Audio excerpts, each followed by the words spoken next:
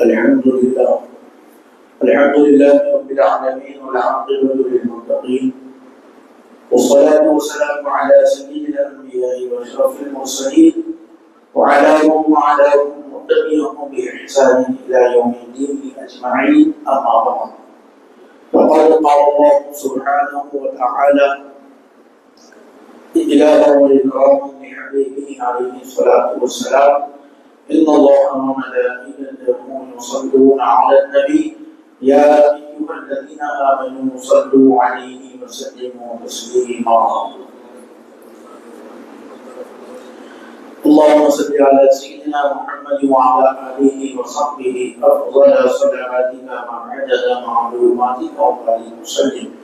بزرگان محترم، عزیز سامعین کرام، پردہ نشین سننے والے معزز و مکرم مہمان،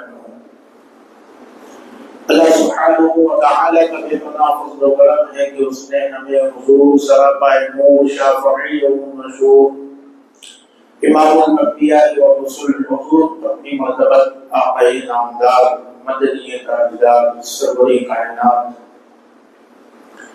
جملہ ستود صفات کل وجہ تخلیق کائنات آقا و مولا حضرت سیدنا محمد رسول اللہ صلی اللہ علیہ وسلم کی امت مرحومہ میں پیدا فرمایا اور ہمیں اس امت میں پیدا ہونے کا فخر عظیم عطا فرمایا. الحمدللہ علی احسان. حاضرین باتنکین، جیسا کہ آپ اور ہم اس بات سے بخوب واقف ہیں کہ آج کا ہمارا یہاں جمع ہونا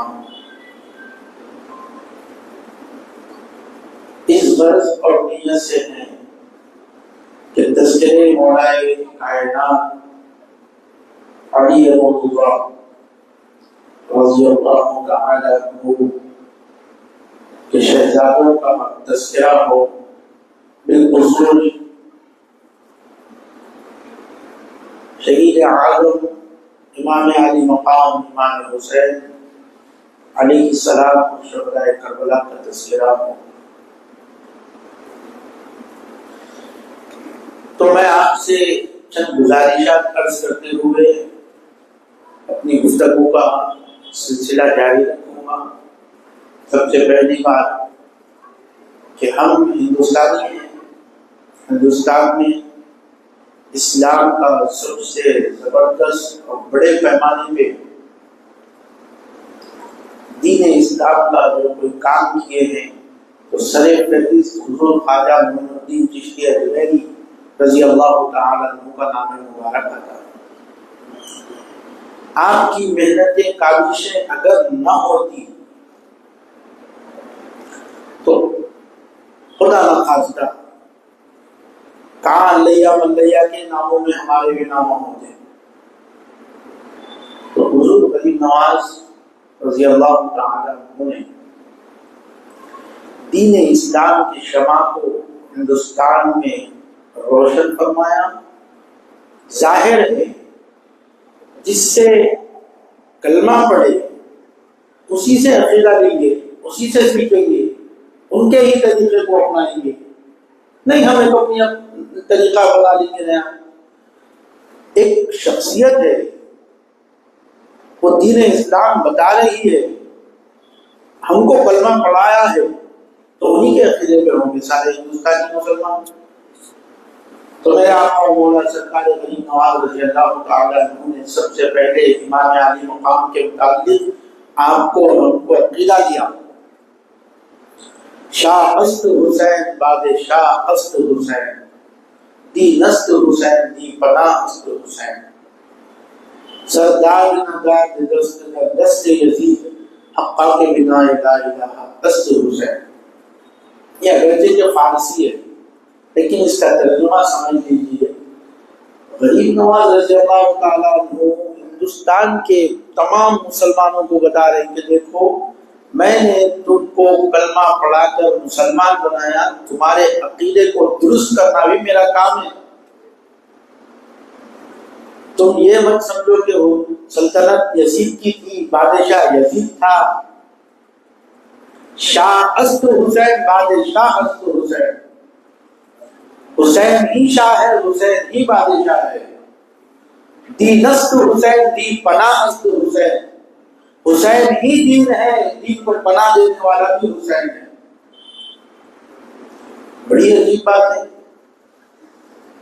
ہم کو یہ فکر ہو رہی کہ دین کیسے ہو گئے حسین۔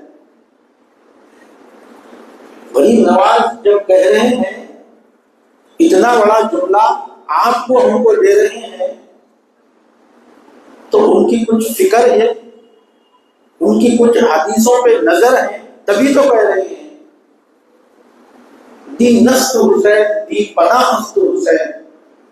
ارے حسین کو تم معمولی مت سمجھو، وہ تو دین کا نام ہے حسین، دین کو پناہ دینے والے کا نام ہے حسین۔ یہ غریب نواز کے اشعار ہے۔ آئیے دین کیسے ہوتے حسین ذرا دیکھیں، دین پناہ کیسے ہوتے، دین کو پناہ دینے والے کیسے ہوتے، ذرا دیکھیے۔ مسجد میں آپ لوگ نماز پڑھ لیں تو گھر میں نماز جو پڑھتے ہیں نا اس سے کئی درجے ثواب زیادہ مل رہا، حالانکہ وہاں خدا نہ خواستہ غیر اللہ کی عبادت، یہاں اللہ کی عبادت، ایسا تو نہیں ہے، وہاں پر بھی اللہ کی عبادت ہو رہی، یہاں پر بھی اللہ کی عبادت ہو رہی، وہاں پر بھی باطہارت باوضو ہو رہی، یہاں پر بھی باطہارت باوضو ہو رہی، وہاں پر بھی تکبیر تحریمہ سے نماز شروع ہو رہی، یہاں پر بھی تکبیر تحریمہ سے ہو رہی، وہاں پر بھی وہی اوراد و وظائف پڑھے جا رہے ہیں، یہاں پر بھی وہی اوراد و وظائف پڑھے جا رہے ہیں، وہاں بھی تلاوت ہو رہی، یہاں بھی تلاوت ہو رہی۔ پھر یہ کیا مطلب کہ گھر میں پڑھنے سے زیادہ مسجد میں پڑھنے کا ثواب؟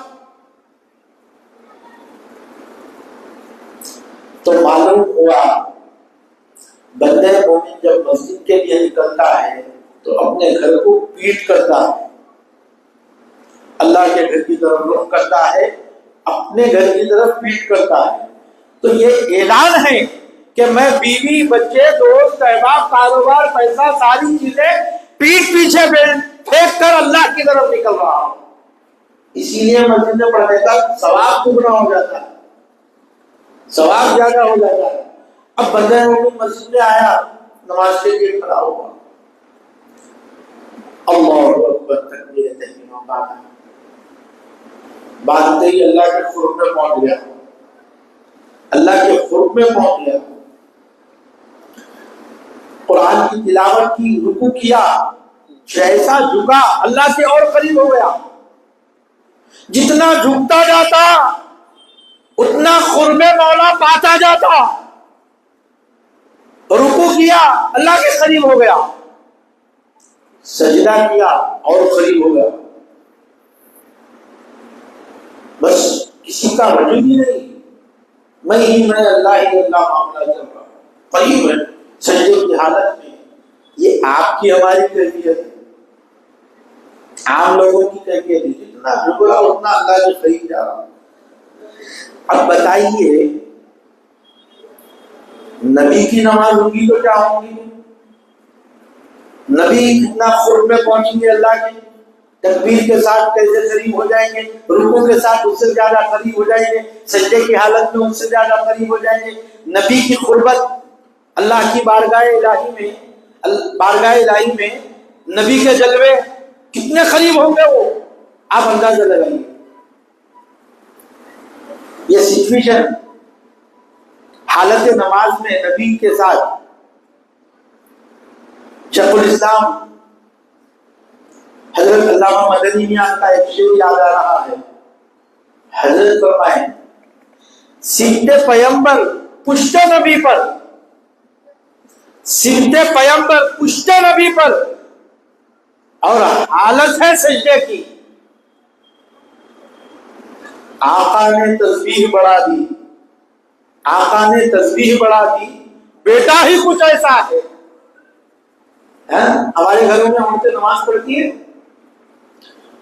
بچوں کی عادت ہوتی، چھوٹے بچے اماں کے دامن کو پکڑ لیتے، جھک رہے تو ان کے ساتھ جھک رہے، سجدے میں ہیں تو ان کے ساتھ سجدے میں ہیں، کبھی کھیلتے کھیلتے پیٹ کے اوپر چڑھ جاتے بچے، چڑھتے ہیں ہماری ماؤں کے بہنوں کے اوپر، چھوٹے چھوٹے بچے ہوتے پیٹ پہ چڑھ جاتے، گردن پہ بیٹھ جاتے، تو ماں کیا کرتی؟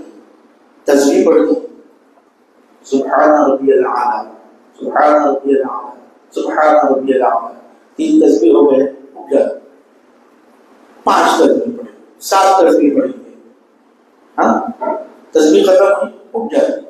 اس کو معلوم ہے میں اللہ کے دربار میں بیٹھی ہوں، اللہ کے بارگاہ میں سجدہ کر رہی ہوں، بیٹا گر بھی گیا اوپر سے، کتا گری نا، کتا مار پڑی نا، ہاتھ پیر میں ٹوٹ جاتے ہیں، ایسا گرنے سے ایک بار تو انہیں بولتی بھائی اللہ کے دربار میں سجدے سے سر اٹھا لیتی، بچہ گر بھی جاتا روتا بھی، لیکن اس کی طرف توجہ نہ دیتی، اس کی اللہ کی طرف توجہ دیتی، اللہ کی طرف توجہ دیتی۔ نماز پوری کرنے کے بعد میں پوچھتی بیٹا کیا ہوا، مار تو نہیں پڑی کہ گر گیا، کہیں مار تو نہیں پڑی، زخم دیکھتی، ہاتھ پیر کو دیکھتی کہ گر گیا مار پڑا گیا، نماز تک نہیں، نماز میں فکر ادھرتی ہے، نماز میں فکر ادھرتی ہے۔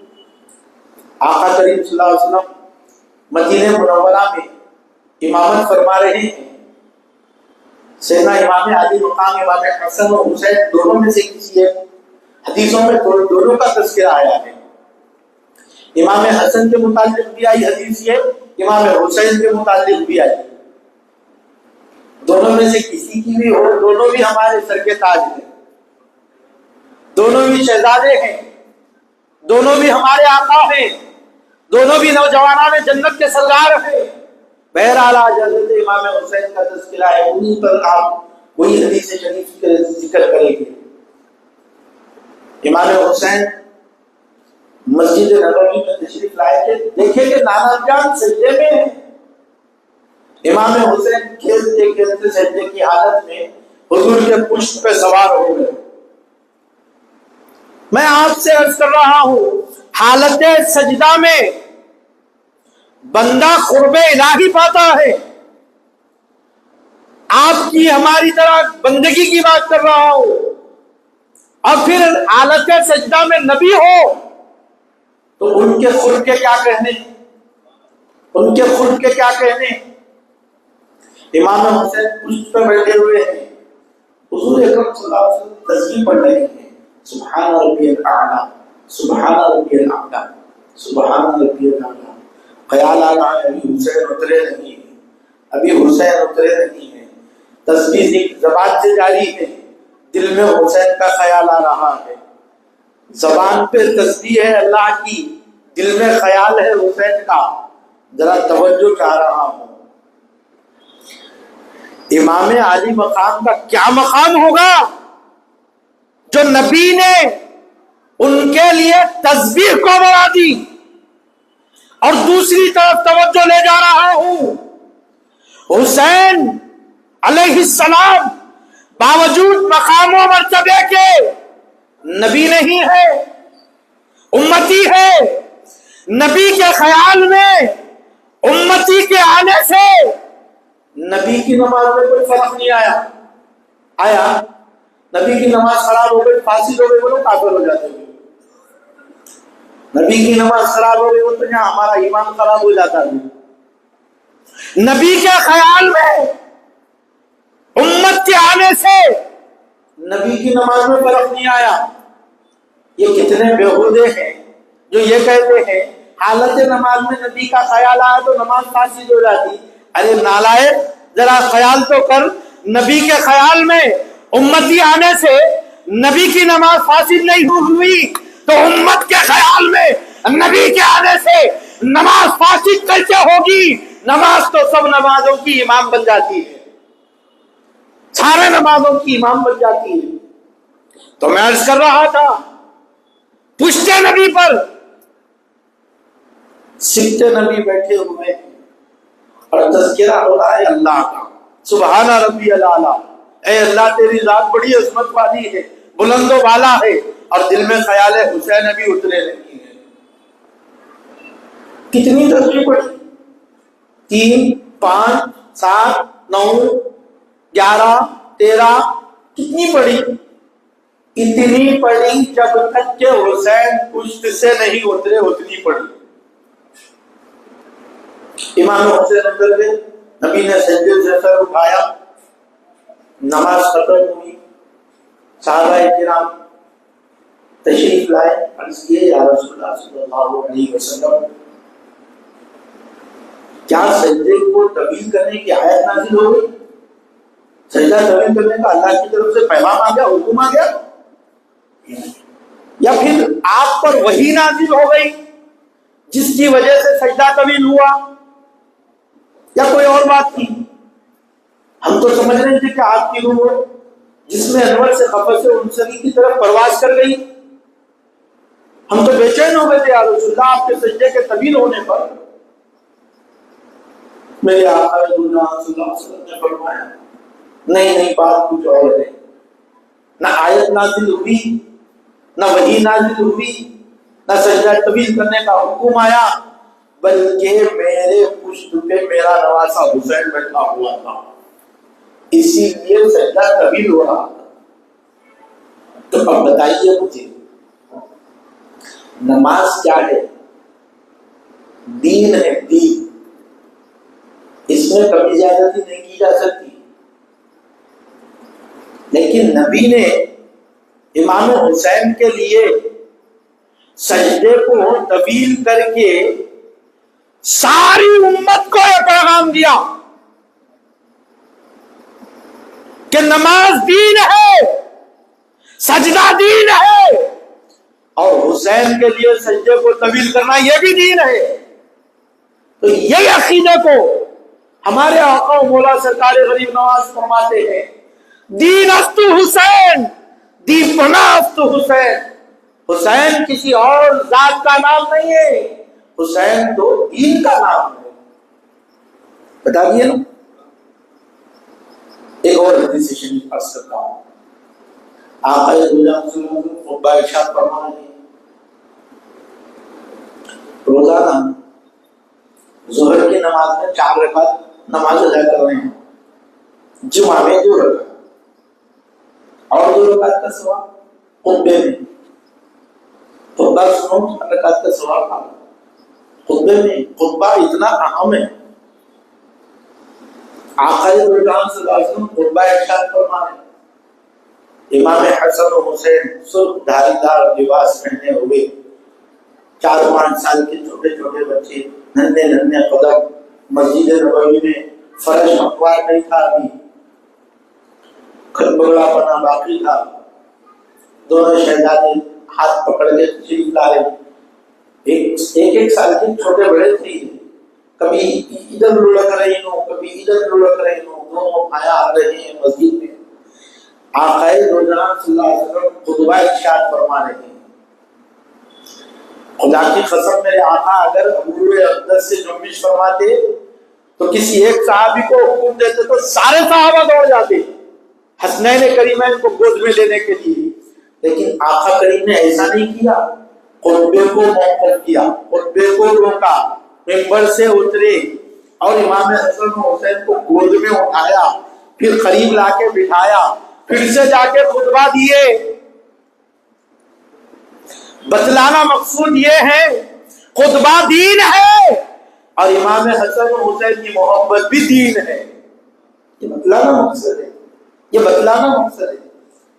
آج 14 صدی گزر گئے، 1400 سال ہو گئے، اس کے باوجود بھی غم حسین سے ہمارا دل تازہ ہے، آج بھی تذکرہ حسین ہوتا ہے، تذکرے سنتے ہیں، سناتے ہیں، پڑھتے ہیں تو ایسا محسوس ہوتا ہے ماضی قریب میں ہی کربلا کا واقعہ پیش آیا ہوگا، چند سال پہلے، چند ماہ پہلے۔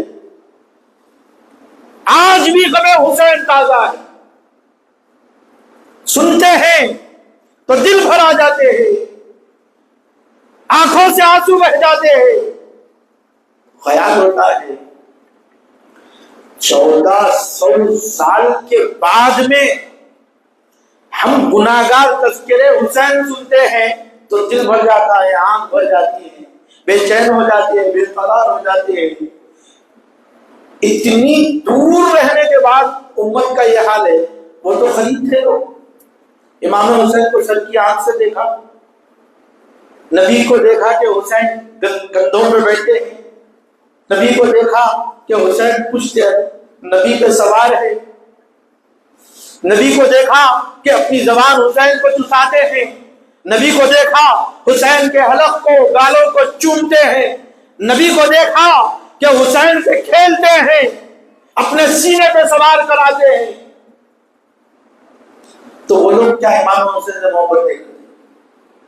آج خیال ہو رہا 1400 سال کے بعد ہمارے دل میں ان کی عظمت ہے، اتنی محبت ہے. وہ کیسی مسلمانی تھی جو نبی کے کلمہ پڑھنے والے تھے، نبی کے ہاتھ پہ ایمان لانے والے تھے، صحابہ کو دیکھنے والے تھے، مولائے کائنات کو دیکھنے والے تھے، حسنین کریمین کو دیکھنے والے تھے، ان کی عظمتوں کو سننے والے تھے، ان کی عظمتیں ان کے سامنے تھی. اس کے باوجود بھی ان کو قتل کیا گیا، ان کے ساتھ بغاوت کی گئی. یہ کیا ماجرا ہے؟ میں اس کو یہاں پر علاقائی طور پر کوئی ایک جماعت نکلے حکومت کے خلاف بولنے لگے تو یہ بڑی اچھی بات ہے. یہ حکومت تو ہے جیسی گرانا چاہیے، دوسری حکومت لانا چاہیے. ایک مہم چالو ہوئی 25-50 سے ہزاروں میں لوگ جڑ گئے. حکومت کو اس کی اطلاع ہوئی فلاں شہر میں فلاں محلے میں بغاوت کی بیج بو دی گئی ہے. تو وہاں پر حکومت علاقائی پولیس کو آرڈر جاری کرتی، ان کو پکڑو، مارو، سزا دو، جیلوں میں ڈالو. اب پولیس پکڑنے آئے تو سب مکر جاتے، ہم نے بولے. ڈر رہتا نا ڈنڈے کا، جیل میں جانے کا، صحبت میں اٹھانے کا ڈر رہتا نا. ہم حکومت کے خلاف نہ بولے، حکومت بہت اچھی ہے، دیکھ لینا چاہیے، ہر آدمی مکر جاتا. یہی کام ایسے ہی ہوا آج سے 1400 سال پہلے. یزید کی حکومت کے خلاف بہت سارے تھے، لیکن جرأت نہیں تھی بولنے کی، جرأت نہیں تھی سرکار کے خلاف بولنے کی. کوفہ میں 20,000 سے زیادہ خطوط امام حسین کے نام آئے کہ حضرت آپ تشریف لائے، ہم آپ کے دستے مبارک پر بیعت کریں گے. یزید کو ہم نہیں مانتے خلیفہ، بغاوت کر دیں گے.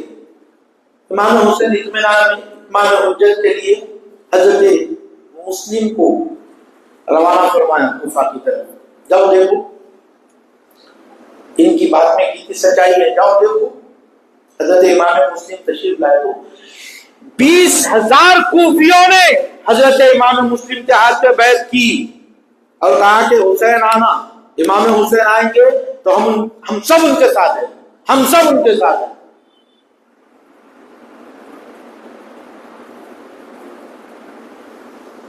حضرت مسلم قتل کیے. امام یہاں تو معاملہ بہت اچھا ہے، سب آپ کے چاہنے والے ہیں، آپ کی عقیدت مند ہیں، آپ تشریف لائیے. قتل ادھر پہنچ رہا ہے، پہنچتے کہ امام حسین سفر کے لیے نکل رہے، کوفہ کے لیے سفر کے لیے نکل رہے. اب یہاں پر یزید آرڈر جاری کر دیا، کن نے حکومت کے خلاف تنبیہ کرو. بولے حضرت حسین کی جانب سے خاصی لائے مسلم اور محمد پکڑو، قتل کرو، رہے بات نہ بجے بات نہیں، مارو.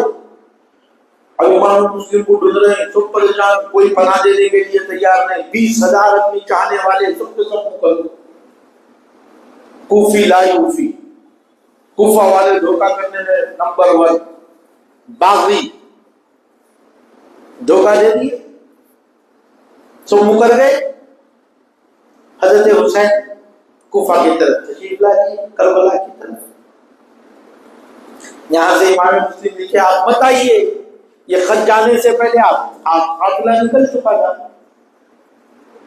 آپ اندازہ لگائیے کربلا کے میدان میں میرے آقا و مولا امام حسین خیمہ نصب کیے ہوئے 72 نفوس قدسیہ 72 اصحاب کے ساتھ، جن میں عورتیں بھی ہیں، بچے بھی ہیں، دوست بھی ہیں، بھایا بھی ہیں، بھتیجے بھی ہیں، بھانجے بھی ہیں.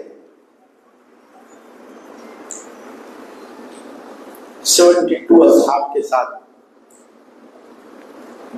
دیکھیں کہ سچویشن خراب ہو گئی، یزیدی جنگ پہ آمادہ ہے، بیعت کرو نہ تو جنگ کرو، قتل کر لیے جاؤں گی، بیعت کر لو، یزید کو برحق خلیفہ مان لو، لالم لال ماہانہ سالانہ آپ کو آمدنی ہو جائے گی، گھی کے ڈبے باریک چاول کے تھیلے سب آ جائیں گے، ایسے چیز نہیں گزارو۔ اگر امام حسین بیعت کر لیتے تو وہ تو لالم لال کے بظاہر دنیا میں، لیکن دین محمدی کو بہت بڑا خطرہ تھا۔ شارب القمر، جس کو عام زبان میں پاکٹ بولتے ہم، پیوٹ، وہ تھا یزید۔ بد کردار، بد اخلاق، بےہودہ، جہنمی کتا تھا وہ، اس کے ہاتھ پہ امام بیعت کرنا، کیا مقام ہے امام کا، کیا مقام ہے امام کا۔ حالت سجدہ میں اللہ کے نبی زبان سے اللہ کا ذکر کر رہے ہیں، قلب میں حسین کا ذکر کر رہے ہیں، کیا مقام ہے امام حسین کا۔ وہ حسین یزید کے ہاتھ پہ بیعت کرنا ہرگز نہیں ہو سکتا ہے۔ امام حسین نے سر دینے کو پسند کیا، ہاتھ دینے کو پسند نہیں کیا، بولے یہ سر لے لے، یہ سر میرا ہے، لیکن یہ ہاتھ دین محمدی کا ہے، یہ بلند رہنا چاہیے۔ خیمہ ڈالے، رات کا وقت ہے، چراغ کو بجھایا، چہرے ایک دوسرے کے نظر نہیں آ رہے ہیں۔ میرے امام نے تقریر فرمائی، فرمایا کہ لوگوں دیکھو، ہم ایک غرض سے آئے تھے، لیکن یہاں سچویشن بدل چکی ہے، حالات بدل چکے ہیں۔ اب میں تم سب کو کہہ رہا ہوں، میں تم سے راضی ہوں، خوش ہوں، تم سے کوئی مجھے تکلیف نہیں ہے، تم لوگ میری مدد کے لیے یہاں پر آئے کربلا میں تم سے راضی ہوں، خوش ہوں، اللہ تم سے راضی ہے، خوش ہے، رسول تم سے راضی ہے، خوش ہے، اگر تم جانا چاہتے جا سکتے، میرا تو واپس جانے کا کوئی یہاں سے چانس نہیں ہے، میں مقابلے کے لیے آیا، مقابلہ کروں گا، بھلے ہی سر دینا پڑے دے دوں گا، مگر میں جا نہیں سکتا، آپ لوگ جانا چاہ رہے جائیے، کوئی شکوہ شکایت نہیں، میں تم سے راضی ہوں، خوش ہوں، اللہ راضی ہے، خوش ہے، رسول راضی ہے، خوش ہے۔ وہ لوگ بولے امام ہم آپ کے چاہنے والے ہیں، آپ پہ قربان ہو جائیں گے، مگر جائیں گے نہیں یہاں سے، آپ کا سر بعد میں کٹے گا، پہلے ہم اپنے سروں کو پیش کریں گے۔ یہ 72 نفوس خفیہ کوئی واپس نہیں لوٹی، وہاں پر خیمہ ڈلا، امام حسین کا، ادھر یزیدیوں کا، حق اور باطل کی جنگ ہو رہی ہے۔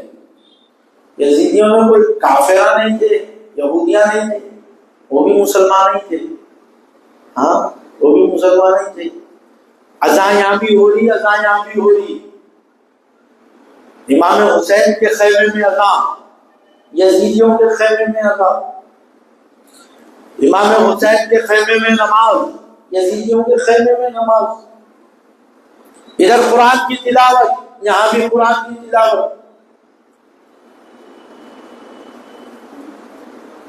وَاسْتَعِينُوا بِالصَّبْرِ وَالصَّلَاةِ، تم مدد طلب کرو نماز سے اور صبر کرو۔ نماز یہاں بھی ہو رہی، یہاں بھی ہو رہی۔ اب نیا آدمی جب آئے گا میدان جنگ میں، نہ وہ یزیدی ہے نہ وہ حسینی ہے، لیکن حق اور باطل کو کیسے پہچانیں گا؟ حق کون حق پر ہے، غلطی پر کون ہے، پہچانیں گا کیسے؟ تو قرآن کی آیت پہلے نازل ہوئی وَاسْتَعِينُوا بِالصَّبْرِ وَالصَّلَاةِ، مدد طلب کرو نماز کے ذریعے. تو دیکھ رہا ہے کہ اس خیمے میں بھی نماز ہو رہی ہے، اس خیمے میں بھی نماز ہو رہی ہے. اب اللہ کی سنگت رہنے کی بات آئی تو اللہ فرمایا ان اللہ مع الصابرین، صبر کرنے والوں کے ساتھ میں ہوں. تو اب دیکھیں صبر کرنے والے کون ہیں؟ نماز پڑھنے والے تو یہاں بھی ہے، یہاں بھی ہے. صبر کرنے والے کہاں ہیں؟ حسینی ہے صبر کرنے والے. نہ ان کے پاس کھانا ہے، نہ پینے کو پانی ہے، یہ صبر کرنے والے. حق اور باطل کی جنگ ہو رہی ہے. امام علی مقام امام حسین علیہ السلام کے خیمے میں پانی نہیں ہے، کھانا نہیں ہے، امتحان چل رہا ہے. اب اکثر لوگ بولتے ان کی مدد، امام حسین المدد، حسین المدد. ارے حسین کیا مدد کرتے؟ وہ خود کی مدد نہیں کرتے، نعوذ باللہ. وہ اپنے گھر والوں کی مدد نہیں کر سکے، ایک گھٹ پانی نہیں پلا سکے علی اصغر کو، انہوں کیا تمہاری مدد کریں گے؟ ٹھیک ہے. ایک ہوتا تعلیم حاصل کرنا، ایک ہوتا امتحان دینا. یہ دونوں میں فرق ہے. سال بھر بچہ پڑھتے رہتا، اس کو نہیں سمجھ میں آیا تو مساوت جا کے پوچھتا، مساوی حدیث کی تشریح فرمائیے، یہ قرآن کی آیت کی تفسیر فرمائیے، یہ فقہ ہے، مسئلہ ہے بتائیے. سال بھر سیکھتا. جس دن ایگزام دیتا نہیں اس دن پوچھنے کی پرمیشن نہیں رہتی، دیکھنے کی پرمیشن نہیں رہتی. سال بھر جو پڑھے نا وہ لکھو، سال بھر جو پڑھے نا وہ سناؤ.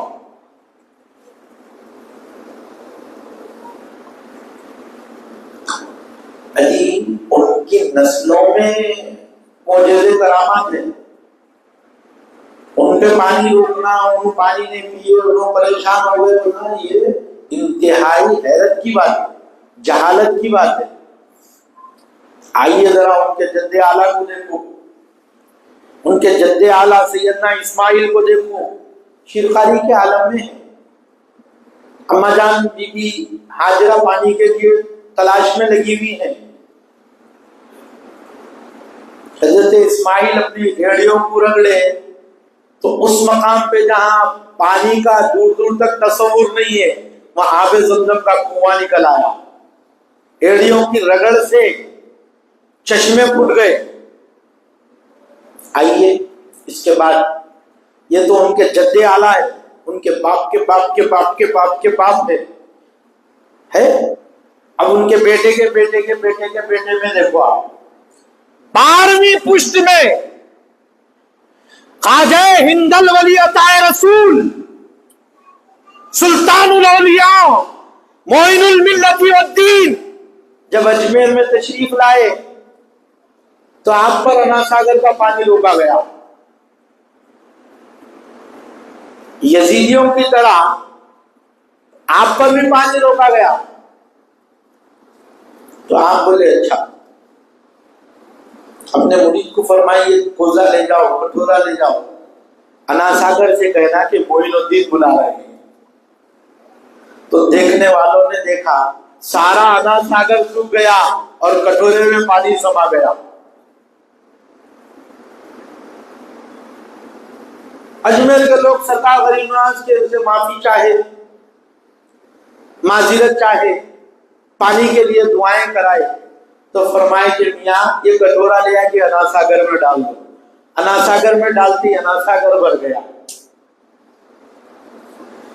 تو بتلانا مقصد یہ ہے کہ کرامت بتانا نہیں تھا، وہاں استقامت پہ رہنا قائم کرنا تھا، استقامت سے رہنا. وہاں دادا جو پانی نکالے ایڑی رگڑ کے زمزم کا تو پوری دنیا پی رہی آج تک. ہمارے گھر میں بوردار ہوئے کتنے فٹ ڈالنا ہو تو 800 فٹ ڈالو بھائی، بازو بازو سب جگہ بورنگا ہے، 800 فٹ ڈالو، 800 میں 1000 ڈلا لو بھائی، آئندہ کام آ. ارے گرما کا موسم ہے، پبلک بہت بڑی، 1200 ڈلا لو. 1200 ڈلانے کے بعد بھی 10-15 منٹ آرا بند ہو جا رہا. پانی صحیح سپلائی نہیں ہو رہا، نیتاں خراب ہے. وہ ایڑی کے رگڑ سے پانی نکلا، پوری دنیا پی رہی ہے، پانی ختم نہیں ہو رہا۔ یہ حسین کے دادا کا کمال ہے، اور حسین کے پوتے کا کمال یہ ہے کہ پانی کو کوزے میں سنبھالے اور کوزہ ڈالے تو سمندر پھر سے دریا بن جائے۔ یہ حسین کے پوتے کا کمال ہے۔ تو جس کے باپ دادا میں یہ قوت ہے، جس کی اولاد میں یہ قوت ہے، تو امام حسین میں نہیں رہی وہ قوت۔ سوچنے والی بات ہے۔ وہاں استقامت تھا۔ بولے کیا کیا کر سکتے کرو، ہم نانا محمد رسول اللہ کے دین کو بچانے کے لیے اپنی قربانیاں دیں گے، تم کیا کیا کر سکتے کرو، ہم اپنے قربانیاں دیتے رہیں گے، پیاسے رہیں، بھوکے رہیں، کرامتیں نہیں بتائیں۔ کرامتیں اگر بتاتے نا تو کربلا میں ایک اور کنواں زمزم کی وجہ کھل جاتا تھا وہاں پر۔ علی اصغر کی زبان پہ کانٹے پڑ گئے، شیرخوار بچہ ہے، دودھ پیتا بچہ ہے، مدینے سے نکلے مکہ، مکے سے نکلے کربلا، کہیں پر بھی علی اصغر کو زمین پہ نہیں لٹایا گیا۔ کبھی ماں کی گود میں ہے، کبھی پھوپھی کی گود میں ہے، کبھی جھولے کی گود میں ہے، کبھی امام حسین کی گود میں ہے۔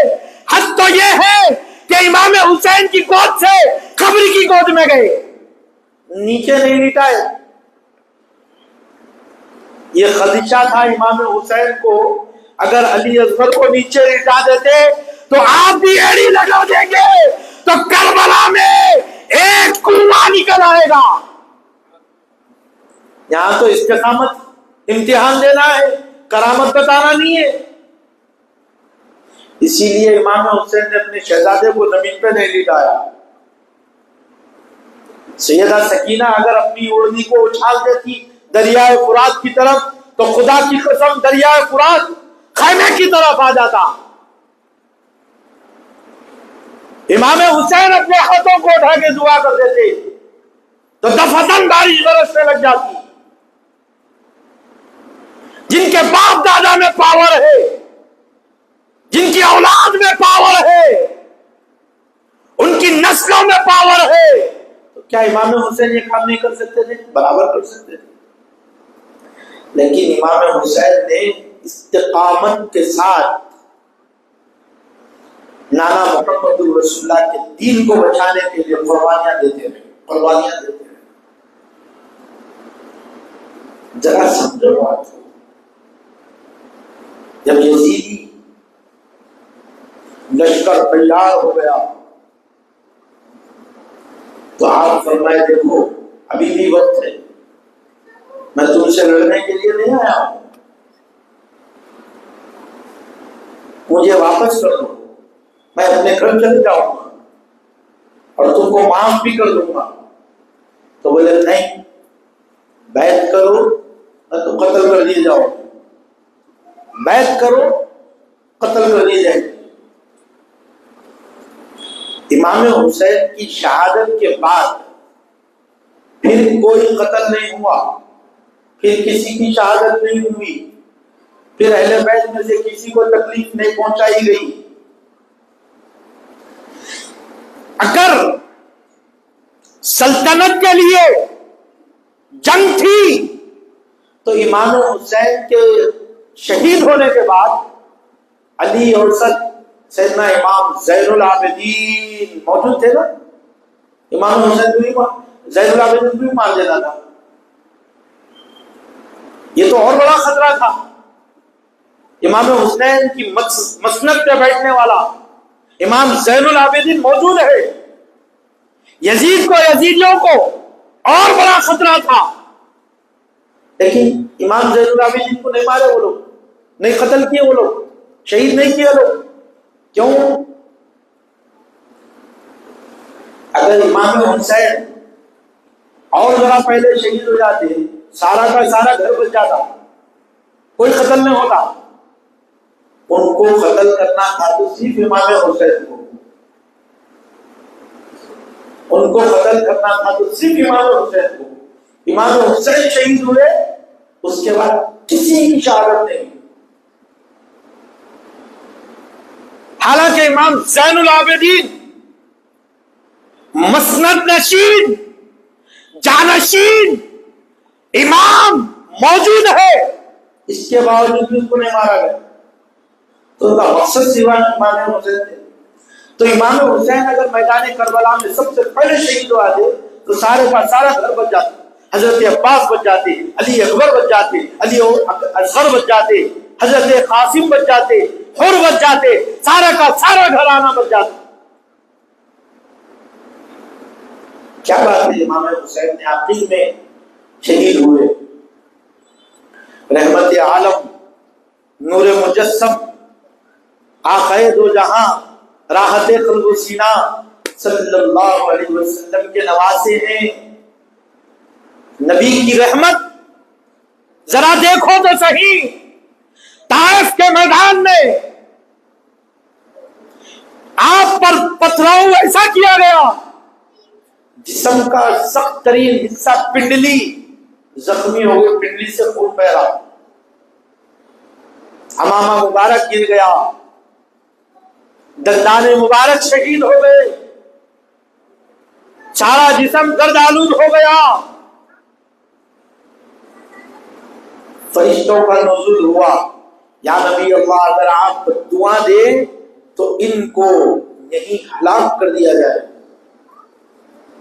بتائیے اتنی تکلیف کے بعد آقا کیا کہنا چاہیے؟ آقا دو جہاں صلی اللہ علیہ وسلم نے فرمایا نہیں، یہ میری عظمت سے واقف نہیں ہے، میں ان کو بددعائیں دینے کے لیے نہیں آیا ہوں، ان کو دعائیں دینے کے لیے آیا ہوں. مجھے اللہ سے امید ہے کہ نسلوں میں لوگ اسلام قبول کریں گے. نتیجہ کیا ہوا؟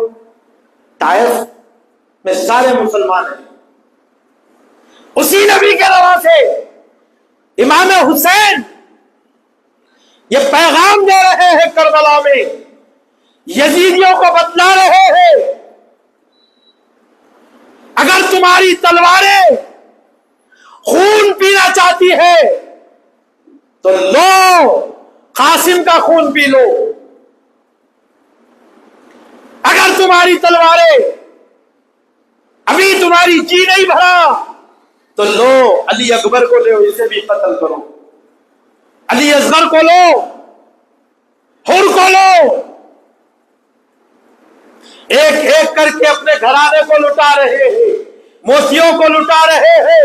امام میں عالی مقام اپنے گھر کے موتیوں کو لٹا رہے ہیں. خبردار، علی اکبر کو لو، قاسم کو لو، علی اصغر کو لو. میرا قتل کرنے سے پہلے اپنے جان کو سوچ لو، سمجھ لو. علی اکبر کو قتل کرنے سے مومن کا قاتل بنو گے، علی اصغر کو قتل کرنے سے مومن کے قاتل بنو گے، قاسم کے قتل کرنے سے ایمان والے نہیں بلکہ ایمان والے کا قتل کرنے سے گناہ ضرور ہوگا لیکن میں بخشوا سکتا ہوں. لیکن مجھے قتل کرو گے تو یاد رکھو یہ مومن کا قتل نہیں، دین کا قتل ہوگا. مجھ کو قتل کرنا دین کو قتل کرنا ہوگا. علی اکبر کو قتل کرو گے تو ایمان والے کو قتل کیے، مومن کو قتل کیے. علی اصغر کو قتل کیے، مومن کو قتل کیے. قاسم کو قتل کیے، مومن کو قتل کیے. کل میدان محشر میں میں بخشا سکتا ہوں، اب بھی توبہ کر لے، معاف کر دیتا ہوں اور بخشا سکتا ہوں، لیکن میرا قتل کرنے کے بعد بخشش کی کوئی گنجائش نہیں ہے، کیونکہ میرا قتل مومن کا قتل نہیں، دین کا قتل ہے، دین کا قتل ہے. یہ عقیدہ ہمارے آقا و مولا سرکار غریب نواز نے فرمایا. دینست حسین، دین پناہ است حسین. حسین دین کا نام ہے، دین کو پناہ دینے کا نام حسین ہے. امام علی مقام امام حسین علیہ السلام سب کے سب لٹ گیا قافلہ، عورتیں، چھوٹے چھوٹے معصوم تھیں اور بیمار امام زین العابدین نزل ہوئے. امام حسین میدان کربلا میں تشریف لائے، اس شان سے جلوہ ہوئی کہ جب آپ تلوار لہرا رہے ہیں، دلدل پر سوار ہے، تو ایسا معلوم ہو رہا ہے ایک شیر دھاڑتا ہوا، بھوکا شیر بکریوں پہ لپٹ پڑا ہے اور بکریاں بھاگ رہی ہے چاروں طرف۔ یزیدیوں کو اس طریقے سے کاٹا جیسے گاجر اور مولی کاٹ دیتے، گردنیں مارتے ہوئے جا رہے ہیں، امام علی مقام گردنیں مارتے ہوئے جا رہے ہیں، بجلی سی چمک رہی ہے تلوار، اور امام جلال میں ہے، جس طرف تلوار اٹھاتے دوزخ کی طرف پہنچا دیتے یزیدیوں کو۔ اب دیکھیں کہ خوب جلال میں شہزاد رسول اور تلوار رکنے کا نام نہیں لے رہی، ہزاروں کے لوگ مر چکے ہیں یزیدی، ایک حسین تنے تنہا، ایک حسین واحد تنے تنہا اکیلا حسین، 20,000 یزیدیوں کے لشکر میں، لاکھوں کے لشکر میں تلوار چلا رہے ہیں، ہزاروں یزیدی مر گئے ہیں۔ تو یزیدی کہنے لگے کہیں ایسا نہ ہو کہ تاریخ میں لکھا نہ جائے کہ ایک تنے تنہا حسین ہزاروں لاکھوں یزیدیوں پر بھاری پڑ گیا، روکنا ہوگا، حسین کی تلوار کو روکنا ہوگا، لیکن یہ تلوار ہرگز رکنے والی نہیں، بھوک سے نہیں رکی، پیاس سے نہیں رکی، علی اصغر کی شہادت سے نہیں رکی، علی اکبر کی شہادت سے نہیں رکی، قاسم کی شہادت سے نہیں رکی، یہ تلوار رکنے والی نہیں ہے، قاسم کی شہادت سے نہیں رکی۔ اب یہ تلوار کو کیسے روکے، کیسے روکے، سب فکر میں ہے۔ اچانک یہ تلوار رک جاتی ہے، اچانک یہ تلوار رک جاتی ہے، کیوں رکی؟ نماز کا وقت ہو گیا، تلوار رک گئی۔ امام علی مقام نماز ادا کر رہے ہیں، یزیدی آپ کے گردن مبارک پر تلوار چلائی، سر تن سے جدا ہوا، انا للہ و انا الیہ راجعون۔ یزید کا پیغام آیا، جو بچے کچے ہیں وہ قیدی بناؤ، ابن زیاد کے پاس کچھ دن قیام رکھو، پھر وہاں سے دمشق میرے دربار میں پیش کرنا ہے ان کو، قیدیوں کو۔ ابن زیاد کے پاس قید میں رکھے، چند دن کے بعد دمشق لے جا رہے ہیں۔ کس کو لے جا رہے ہیں؟ شہزادیوں کو، بیمار زین العابدین کو، علی اوسط کو۔ یہ لشکر جا رہا ہے، قافلہ جا رہا ہے، لٹا ہوا قافلہ دمشق کی طرف جا رہا ہے۔ راستے میں یزیدیوں کے پاس پانی جو تھا ختم ہو گیا، تو پانی منگانے کے واسطے یزیدیوں کے لشکر کا جو سردار تھا پانی منگایا، تو پانی آئے تو دیر ہوئی نا، خیمہ ڈال کے آرام سے لیٹ گیا، ٹھنڈا، گرمی شدت کی ہے، اور پھر ریگستان کا ماحول ہے، شہزادیوں کو بغیر چھت کے، بیمار علی اوسط کو بغیر چھت کے دھوپ میں کھڑا کر دیا، اور یہ خیمے میں خود آرام سے بیٹھ گیا، پانی کا انتظار ہوا۔ کیا مصیبت تھی، آپ ذرا اندازہ لگائیے۔ جنگ میدان کربلا میں بیٹے کی شہادت باپ کے لیے کتنا المیاں، کتنا غمزدہ ماحول، وہ سچویشن میں، وہ حالات میں نماز کو نہیں چھوڑنا، یہ امام حسین کا پیغام ہے۔ اے حسینیوں، تم امام حسین کی محبت کو مذاق سمجھتے ہو؟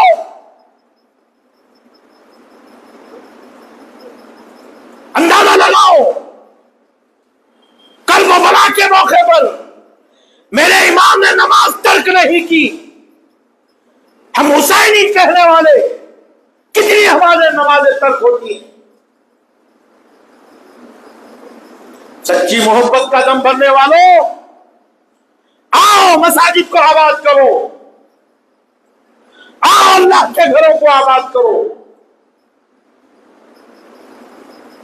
خیمے میں سردار بیٹھا ہوا ہے اطمینان سے، شہزادیاں دھوپ میں کھڑی ہیں، بیمار علی اور سب بھی دھوپ میں کھڑے ہیں. حضرت سکینہ تو امام علی مقام کی چھوٹی صاحبہ تھی، 5-6 سال کی عمر شریف ہے. کتنی مصیبتیں سہی ہوگی. وہ اپنے بھائی علی اصغر کو دم توڑتا ہوا دیکھا، اپنے بڑے بھائی علی اکبر کو دم توڑتا ہوا دیکھا، اپنے چچاؤں کو لٹتا ہوا دیکھا، اپنے باپ کے سر کو تن سے جدا ہوتا ہوا دیکھا. کیا غم کے پہاڑ ٹوٹے ہوں گے ان پر، وہ ننھی سکینہ پر کیا غم کے پہاڑ ٹوٹے ہوں گے. دھوپ میں کھڑی ہوئی ہے تو دیکھا درخت کا سایہ، تھوڑا سا سایہ زمین پہ گر رہا تھا. حضرت سکینہ، جن کو سکینہ نام ہے، سکینہ کہا جاتا، جا کے وہ مٹی سے تکیے کی شکل اختیار کر کے آرام کر دی. وہ سائے میں پانی آ گیا، پی لیے یزیدیاں. چلو دمشق کی طرف، یزید کی طرف قافلہ نکل گیا. حضرت سکینہ وہیں رہ گئی. سیدنا امام علی مقام کی چھوٹی صاحبزادی وہیں رہ گئی. جھاڑ کے نیچے سو رہی تھی، وہ غفلت میں نکل گئی. کجاوے میں بیٹھی بھی تھی اور نکل گئی. ذرا آگے جانے کے بعد میں یزیدی کے ہاتھ میں جو نیزہ تھا جس پہ امام حسین کا سر مبارک رکھا ہوا تھا، وہ نیزہ یزیدی کے ہاتھ سے چھوٹ گیا، زمین میں گڑ گیا. ذرا آگے جانے کے بعد میں چھوٹ گیا، گڑ گیا. اب اس کو نکالنے گئے تو نکل رہا نہیں، پوری قوت سے نکالنا نہیں نکل رہا. دوسرے لوگوں کو بلایا، انہیں نکالنے نکل رہے نہیں. بولے کیا بات ہے؟ امام زین العابدین کو بولے امام آپ کے والد جس نیزے پہ ہے وہ نیزہ تو زمین میں گڑ گیا، نکل رہا نہیں. امام زین العابدین کجاوے کی طرف گئے، جو ہوتے نا اونٹ پہ بیٹھے، جا کے بولے پھوپھی، حضرت زینب سے بولے پھوپھی جان ذرا شہزادے اور شہزادیوں کو گن لیجئے، کوئی ایک آدھ شہزادہ نہ ہوگا، اس لیے بابا جان آگے نہیں بڑھ رہی. حضرت زینب نامہ لے کے پکار رہی، جیسا حاضری ہوتی اٹینڈنس دلا رہے، پکارتے جا رہے، میں بھی ہوں، میں بھی ہوں، میں بھی ہوں، میں بھی ہوں، سب کو پکار دیا. جب کہے سکینہ سکینہ سکینہ کا کوئی جواب نہیں آ رہا. بولے بیٹا علی حسن سکینہ موجود نہیں ہے. پھر پلٹ کے قافلہ حضرت بی بی زینب امام حسین کی بہن سیدہ بی بی فاطمہ کی صاحبزادی دوڑتی ہوئی گئی، جہاں سے قافلہ نکلا تھا دوڑتی ہوئی گئی.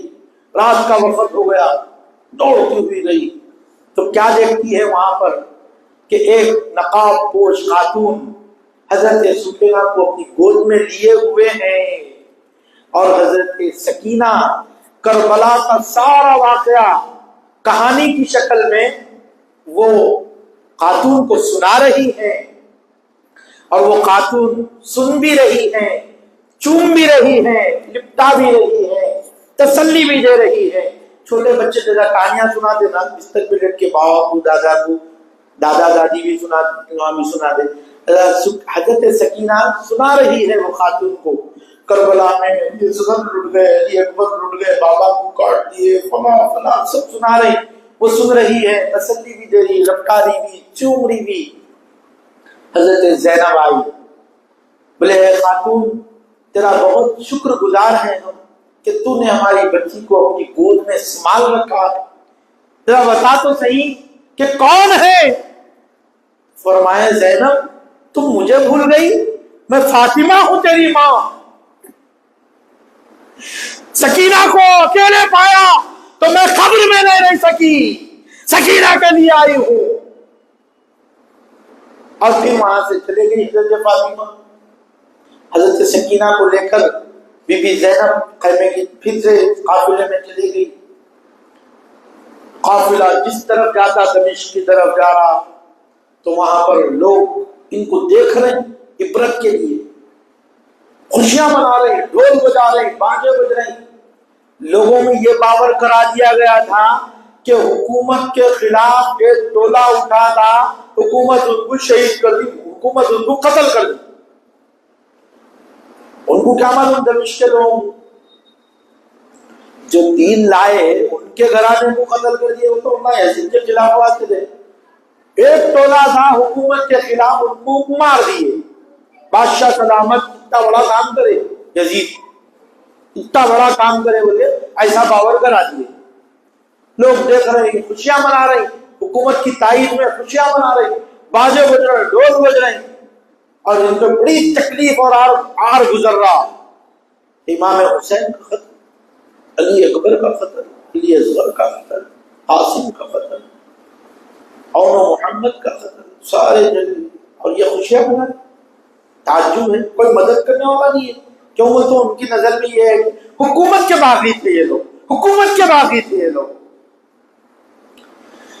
ایک عورت اوپر سے دیکھی کہ قیدیاں جا رہے ہیں تو اپنی خادمہ کو بلا کے بولی دیکھو وہ جو قیدیاں ہیں نا ان سے پوچھو جا کے کوئی چیز کی ضرورت ہے کھانے پینے کی تو مجھے بولیے، یہ پانی لے جاؤ ان کو دو، یہ کھجورا لے جاؤ ان کو دو، یہ کپڑے لے جاؤ ان کو دو.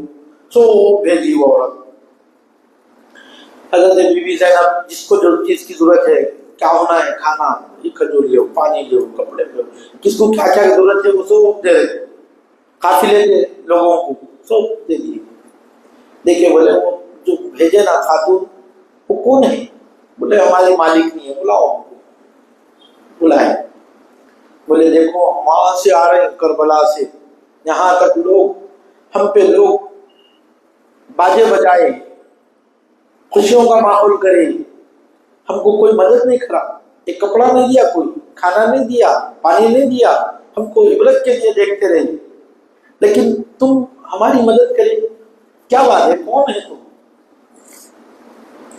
تو اس خاتون نے کہا کہ مجھے پتا نہیں کہ تم لوگ کون ہیں، لیکن میں ایک زمانہ پہلے میری جوانی میں، وہ بوڑھی عورت بولی، میری جوانی میں مدینہ منورہ میں میں بی بی فاطمہ کے گھر نوکرانی ہوا کرتی تھی. جب میں وہاں سے دمشق کی طرف آنے لگی تو بی بی فاطمہ سے بہت دعائیں لی میں، فاطمہ سے بہت دعائیں لی میں، اور ان سے کہا بی بی کچھ نصیحت کر دیجئے. تو بی بی نے کہا دمشق میں سلامت رہو، کبھی بھی قیدیوں کو دیکھے تو ان کی مدد ضرور کرنا، کبھی قیدیوں کو دیکھے تو ان کی مدد ضرور کرنا. بس میں تو اپنی بیوی اپنی مالکنی کی بات سن رہی ہوں، میری مالکنی نے کہا تھا کہ قیدیوں کی مدد کرو، میں قیدیوں کی مدد کر رہی ہوں. مجھے پتا نہیں کہ تم لوگ کون ہیں، لیکن میں بیوی کی حکم پہ کام کر رہی ہوں. حضرت بی بی زینب خوب رونے لگی، رو کے بولی کہ اچھا تم نے جو ہمارے ساتھ اتنا اچھا برتاؤ کیا، اب اس کے بدلے ہم سے کیا چاہتی ہے بتاؤ. تو بولے بی بی میرے حق میں دعا کر دیں، میرے حق میں دعا کر دیں کہ میں جب بی بی فاطمہ کے گھر رہا کرتی نوکرانی تھی تو ان کے یہاں دو بیٹے تھے، حسن اور حسین، ایک بیٹی تھی زینب، چھوٹے چھوٹے تھے یہ لوگ. میں نے سنا ہے کہ بی بی فاطمہ کا انتقال ہو گیا، اور میں یہ بھی سنا کہ حسن مشتبہ بھی انتقال فرما گئے. آپ میرے حق میں یہ دعا کر دیں کہ میں زندگی باقی رکھوں تو ان شہزادوں کو دیکھوں، حسین کو دیکھوں، زینب کو دیکھوں. میری تمنا ہے، چھوٹے چھوٹے تھے، میری خواہش ہے دیکھوں. تو حضرت زینب نے فرمایا تیری دعا قبول کر لیا ہے اللہ، یہ نیزے پہ جو سر ہے حسین ہے اور میں فاطمہ کی بیٹی زینب ہوں. پھر یہ قافلہ یزید کے دربار میں پہنچا تو یزید سوال کر رہا ہے کہ یہ بچی کون ہے؟ حضرت سکینہ کو بتا یہ بچی کون ہے؟ جا کے لپٹ جانی حضرت زینب سے، بولے یہ بچی بولتی نہیں، یہ بچی کون ہے؟ اس کو بولو۔ بولے یہ حسین کی شہزادی ہے۔ بولے نہیں، یہ بچی کو بولو، کیا بولنا چاہتی ہے؟ حضرت زین العابدین کی گود میں چلے گئی بچی۔ امام زین العابدین فرمائے کہ اس کے حلق میں تم لوگوں نے رسی قدر قید باندھ دیا کہ یہ بچی بول نہیں سکتی، تو یزید حکم دیا کہ اس کا حلق کا گلا جو ہے وہ ڈھیلا کرو۔ یزید ہی قریب آنے گیا تو حضرت زین العابدین کی گود میں آ گئی۔ امام زین العابدین بولے یہ شہزادی رسول ہے، غیر چھو نہیں سکتا ہی نہیں، ہم خود کریں گے جو بھی کریں گے، رسی سیدھی کریں گے۔ امام زین العابدین جب رسی ڈھیلی کرے تو بی بی سکینہ کہنے لگی کہ ہم تجھے کیا بولے اور تجھ سے کیوں بولے؟ ہم جنت والے ہیں، نانا محمد رسول اللہ ہے، ہمارے دادا شیر خدا ہے، ہمارا باپ نوجوانان جنت کا سردار ہے، تجھ سے کیا مانگے؟ ہم تجھ کو کیا دے؟ ہم اپنی عرضی رکھیں۔ یزید بولا کہ اب تم کو کوئی چیز کی مدد ہے تو بولو، درہم و دینار؟ بولے کسی چیز کی ضرورت نہیں ہے، ہمارا جو لٹا ہوا مال لوٹ لیا ہے وہ واپس کر دے۔ تو یزید بولے دیکھو، یزید بولا جو لوٹ لیا گیا وہ لوٹ لیا گیا، طریقہ تو یہی ہے، وہ واپس نہیں کرتی۔ تو حضرت امام زین العابدین بولے جتنا لوٹ لیا سب رکھ لے، وہ جو چادر ہیں میری ماں فاطمہ کے ہاتھ سے بوتی ہوئی، وہ جو کپڑے ہیں ہماری بہنوں کی، وہ ہمارے ماں کے ہاتھ کے سلے ہوئے ہیں، وہ واپس کر دو۔ چند چادریں چند کپڑے لے کر یہ قافلہ، یزید بولا یہاں رکھنا مناسب نہیں ہے، یہاں رکھیں گے ان کو کہ لاوا ابلے وزا ابلیں گے مسلمان پھر امام حسین کی محبت میں، لہذا یہ قافلے کو مدینہ بھیج دو۔ تو مدینے کی طرف قافلہ بھیج دیا گیا۔ جب مدینہ شریف میں آئے قافلہ یہ واپس لٹا ہوا، 2 مرتبہ قیامت کا منظر تھا مدینے میں۔ ایک وقت جب اللہ کے نبی صلی اللہ علیہ وسلم پردہ فرمائے، پورا مدینہ رونے میں لگ گیا، چاروں طرف آہو بکا کی آوازیں تھی۔ اور دوسری مرتبہ جب قافلہ لٹا ہوا کرب و بلا اور دمشق کے ساتھ مدینہ منورہ میں داخل ہوا، یہ 2 مرتبہ قیامت کا منظر تھا مدینہ میں۔ اللہ سبحانہ وتعالی سے دعا ہے کہ پروردگار دو عالم امام عالی مقام امام حسین علیہ السلام شہداء کربلا کے فیض و برکات سے ہم سب کو مالا مال فرمائے۔ اے اللہ اہل بیت اطہار کی سچی پکی عقیدت و محبت ہمارے دلوں میں جاگزی فرمائے۔ اے اللہ ہم کو دین پر چلنا آسان فرمائے۔ اے اللہ ہم سب کو اپنے والدین کا فرما بردار اور خدمت گزار بنائے۔ اے اللہ ہماری اولاد کو ہمارا فرما بردار اور خدمت گزار بنائے۔